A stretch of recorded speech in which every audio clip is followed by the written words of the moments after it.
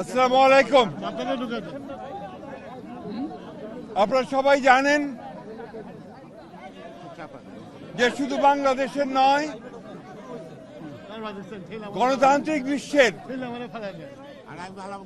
একজন অনন্য রাজনীতিবিদ, যিনি গণতন্ত্র প্রতিষ্ঠার জন্য তার সমস্ত জীবন উৎসর্গ করেছেন, সেই মহান নেত্রী, বাংলাদেশের গণতন্ত্রের জন্য সংগ্রাম করা আপসীর নেত্রী, অনন্য সাধারণ ব্যক্তিত্ব সম্পন্ন মহিলা, দূরদৃষ্টি সম্পন্ন, প্রজ্ঞা সম্পন্ন একজন নেত্রী, যিনি বারবার বাংলাদেশের গণতন্ত্রকে উদ্ধার করবার জন্য সংগ্রাম করেছেন, কারাবরণ করেছেন এবং নির্যাতিত হয়েছেন। সেই অসাধারণ নেত্রী দেশনেত্রী বেগম খালেদা জিয়া আর আমাদের মাঝে নেই। আপনারা সবাই জানেন যে এই নেত্রী দীর্ঘদিন তার রাজনৈতিক জীবনের প্রায় সমস্ত অংশটাই তিনি গণতন্ত্রের জন্য সংগ্রাম করেছেন এবং গণতন্ত্রের মূল্যবোধগুলোকে প্রতিষ্ঠা করবার জন্য তিনি আজীবন কাজ করে গেছেন। 3 বার প্রধানমন্ত্রী হয়েছেন।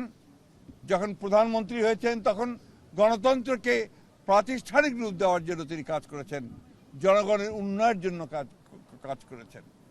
আর যখন বিরোধী দল ছিলেন তখন তিনি একইভাবে সেই গণতন্ত্রকেই প্রাতিষ্ঠানিক রূপ দেওয়ার চেষ্টা করেছেন। প্রিয় সাংবাদিক বন্ধুগণ, আজকে সেই নেত্রীর ইন্তেকালে বাংলাদেশের রাজনৈতিক ইতিহাসে এক অপূরণীয় ক্ষতি সাধিত হলো এবং এই ক্ষতির পূরণ সহজে সম্ভব নয়।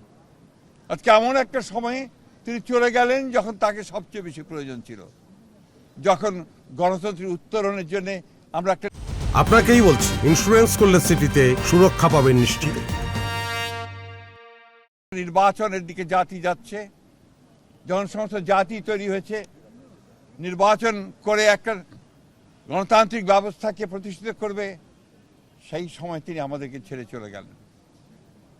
আমরা এই শোক, এই বেদনা আমাদের পক্ষে ধারণ করা খুব কঠিন।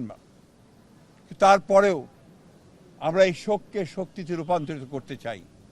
আমরা দেশনেত্রীর নির্দেশিত যে পথ, সেই পথকে অনুসরণ করে বাংলাদেশের গণতন্ত্রকে আমরা একটা প্রাতিষ্ঠানিক রূপ দিতে চাই এবং সেই পথকে লক্ষ্য করে আমরা আগামী নির্বাচনে অত্যন্ত সুষ্ঠু অবাধ নির্বাচন অনুষ্ঠানের মধ্য দিয়ে বাংলাদেশে গণতন্ত্র প্রতিষ্ঠা করতে চাই। সেই নেত্রী আজকে অসংখ্য লক্ষ কোটি মানুষকে কাঁদিয়ে চলে গেছেন। আগামীকাল তার জানাজা অনুষ্ঠিত হবে, দাফন হবে। জানাজার জন্য আমরা স্থায়ী কমিটি সিদ্ধান্ত নিয়েছি যে আগামীকাল দুপুর 2টায় পার্লামেন্ট ভবনের দক্ষিণ প্লাজায় যে মাঠ এবং বাণিজ্য অ্যাভিনিউ, এই পুরো অংশ জুড়ে আমাদের নেত্রীর জানাজা অনুষ্ঠিত হবে। এই জানাজা পড়াবেন আমাদের জাতীয় মসজিদের খতিব, অর্থাৎ বাইতুল মুকাররমের খতিব। আর এই জানাজায় যে সঞ্চালন করবেন, পুরো বিষয়টাকে যিনি সঞ্চালন করবেন, তিনি হচ্ছে আমাদের জাতীয় স্থায়ী কমিটির সদস্য জনাব নজরুল ইসলাম খান। এরপরে আমাদের স্বাধীনতার ঘোষক, বহুদলীয় গণতন্ত্রের প্রবর্তক, বাংলাদেশের আরেক কিংবদন্তির নেতা, যাকে রাখাল রাজা বলে এই দেশের মানুষ, তার মাজারে, তারই পাশে আমাদের এই মহান নেত্রীকে সমাধিস্থ করা হবে, দাফন করা হবে।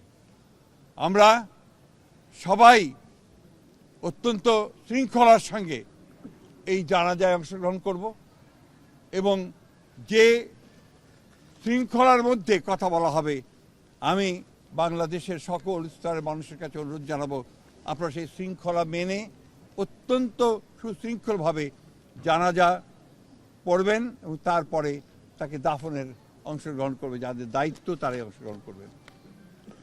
অনুরোধ থাকবে আপনাদের কাছে যে আপনারা কেউ এই নিয়ম ভঙ্গ করে শুধুমাত্র ছবি তোলার জন্য সামনের দিকে এগিয়ে যাবেন না এবং ব্যাহত করবেন না এই পুরো কর্মসূচিকে। আপনাদের আমরা বিশ্বাস করি দেশনেত্রীর প্রতি আপনাদের যে সম্মান, যে শ্রদ্ধা, সেটাকে অটুট রাখার জন্য আপনারা সেই শৃঙ্খলা রক্ষা করবেন এবং সর্বাত্মকভাবে সহযোগিতা করবেন এই জানাজা এবং দাফন কার্য সুচারুরূপে সমাধা করতে। সব শেষে আবারও পরম করুণাময় আল্লাহ তাআলার কাছে এই দোয়া চাই যে আল্লাহ তাআলা তাকে যেন বেহেশত নসিব করেন। আমাদের ভারপ্রাপ্ত চেয়ারম্যান জনাব তারেক রহমান, তার জ্যেষ্ঠ পুত্র, তাকে যেন তিনি সেই শক্তি দেন যে এই যে দায়িত্ব পালন করবার শক্তি যেন তাকে দেন এবং তার পরিবারকে সেই শক্তি দেন এই শোককে সহ্য করবার জন্য। আসুন আমরা আজকে সবাই এই শোককে শক্তিতে রূপান্তরিত করে বাংলাদেশ জাতীয়তাবাদী দলকে একটা অপ্রতিরোধ্য দল হিসেবে গড়ে তুলি। বাংলাদেশকে সত্যিকার অর্থেই একটা গণতান্ত্রিক রাষ্ট্র হিসেবে আমরা প্রতিষ্ঠিত করি। সবশেষে আবারও আপনাদেরকে ধন্যবাদ জানিয়ে আপনাদের সকলের সহযোগিতার জন্য বিশেষ করে এবং আপনারা জানেন যে ইতিমধ্যেই সরকারের তরফ থেকে 3 দিন শোক দিবস ঘোষণা করা হয়েছে, আগামীকাল ছুটি ঘোষণা করা হয়েছে এবং আপনারা ইতিমধ্যে জানেন যে প্রধান উপদেষ্টা তিনি বাণী দিয়ে কথা বলেছেন, আপনাদের সামনে জাতির সামনে কথা বলেছেন এবং সেজন্য আমরা সর্বাত্মক সহযোগিতার জন্য আমরা সরকারকে ধন্যবাদ জানাচ্ছি।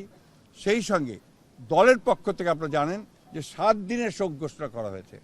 এই 7 দিন আমাদের কালো পতাকা আমরা ধারণ করব, কালো ব্যাজ ধারণ করব এবং কালো পতাকা উঠবে প্রত্যেকটি কার্যালয়ের, আমাদের দলীয় কার্যালয়ে এবং প্রত্যেক কার্যালয়ে দোয়া পড়া হবে, কোরআন তেলাওয়াত হবে। এই বিষয়গুলো আপনারা সবাই পালন করবেন।